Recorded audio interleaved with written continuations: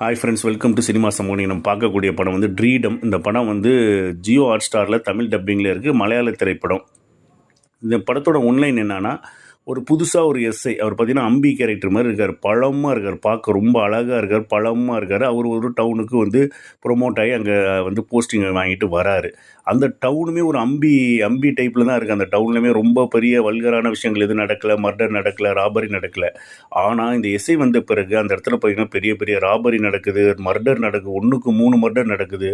இப்படிலாம் நடக்கும். இவருக்கு ஏகப்பட்ட டென்ஷன். இவருக்கு டென்ஷன் ஆகுதோ இல்லையா, படம் பார்க்குற நமக்கு டென்ஷன் ஆகுது. என்னடா அம்பி மாதிரி அழகாக பழம் மாதிரி இருக்கா, இருந்தாலும் எப்போ அதை கண்டுபிடிக்க போகிறான்னு நினச்சிக்கிட்டே நம்ம இருந்துக்கிட்டு இருக்கிறோம்.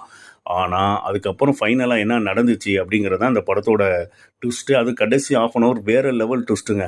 சூப்பராக இருக்கும் கடைசி ஆஃப் அன் ஹவர்.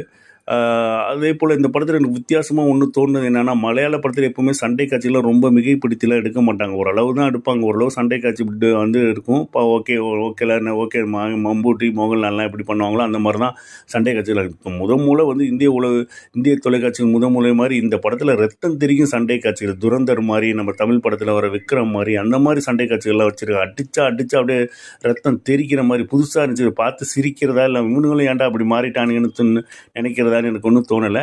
நீங்களும் இந்த படத்தை டைம் கிடைச்சா பாருங்கள். கடைசி ஆஃப் அன் ஹவர் வேறு லெவலில் ட்விஸ்ட் இருக்கும். மீண்டும் ஒரு வீடியோவில் சந்திக்கிறேன். நன்றி, வணக்கம்.